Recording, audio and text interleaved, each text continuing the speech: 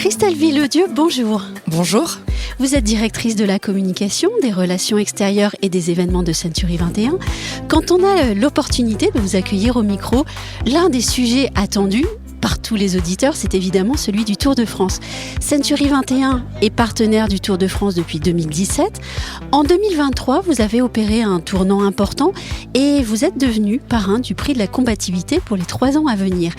Pourquoi ce prix ? Pourquoi décider de le parrainer ? Et donc, que vous a-t-il apporté ? En effet, le prix de la combativité s'inscrit dans le prolongement de notre volonté d'être de plus en plus impliqués sur le Tour de France. Oui. Parce qu'en 2017, par exemple, si je reprends l'historique, on signe le partenariat, on devient partenaire officiel du Tour de France. 2020, on renouvelle. 2022, pour la première édition du Tour de France des femmes, on décide d'être présent également et d'être fournisseur officiel. Et 2023, on a la chance de pouvoir enfin atteindre le niveau des prix sportifs. Et on devient donc parrain du prix de la combativité.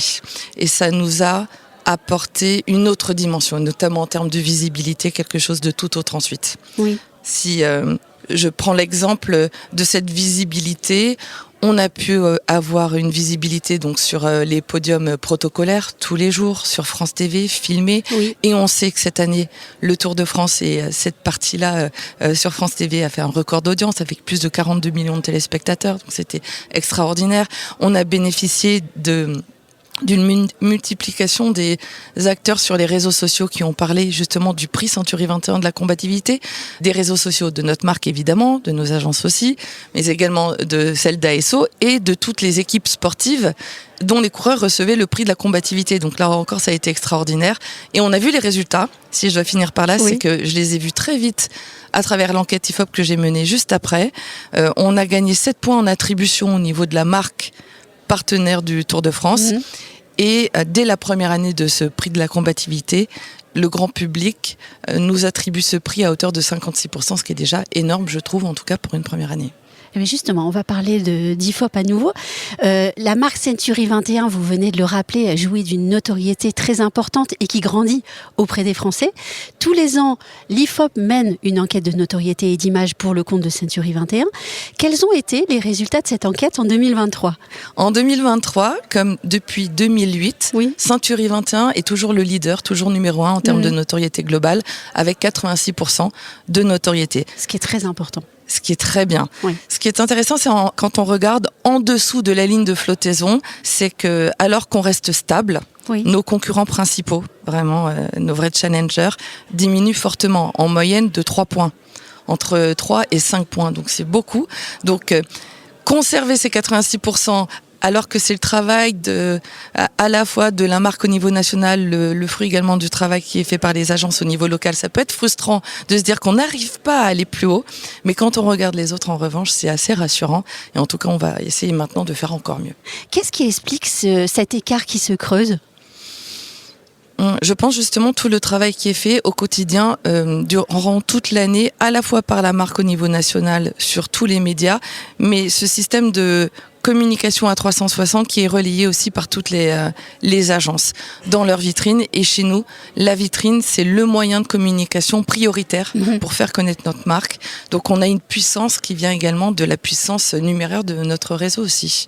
Oui, et puis une analyse que vous affinez chaque année, une analyse de la perception du grand public que vous affinez. Comment est-ce que la communication du groupe et puis vos choix marketing évoluent et je dirais, évolueront encore?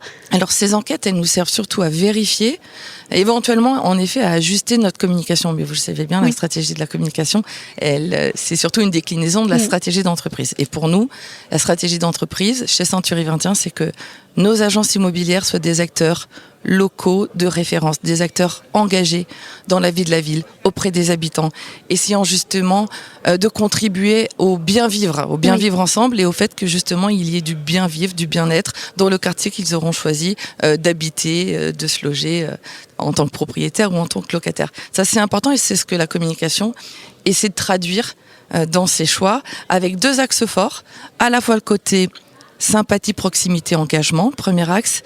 Et le second, le professionnalisme, bien sûr, qui est le socle de toute notre communication. Et vous le voyez à travers des choix que nous avons fait l'année dernière notamment.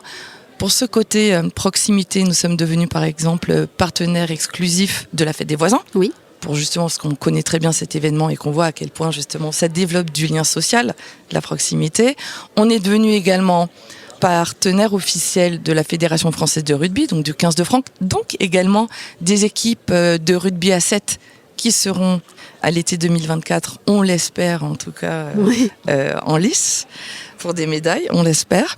Et puis c'est également le choix pour développer ce socle de professionnalisme, de faire des points beaucoup plus réguliers sur la conjoncture, notamment sur le marché, à un moment où on sait que nos clients se posent beaucoup de questions parce que le marché est en train vraiment de pivoter, de se retourner, et où on a le sentiment qu'en faisant ces points bien plus régulièrement qu'auparavant, on est là pour leur apporter, alors non pas un éclairage, mais déjà des points de référence qui peuvent peut-être les réassurer.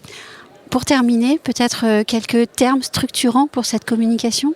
C'est proximité, engagement et passion, parce que c'est ainsi en tout cas qu'on envisage notre travail, notre métier. Merci beaucoup Christelle Villedieu. Merci.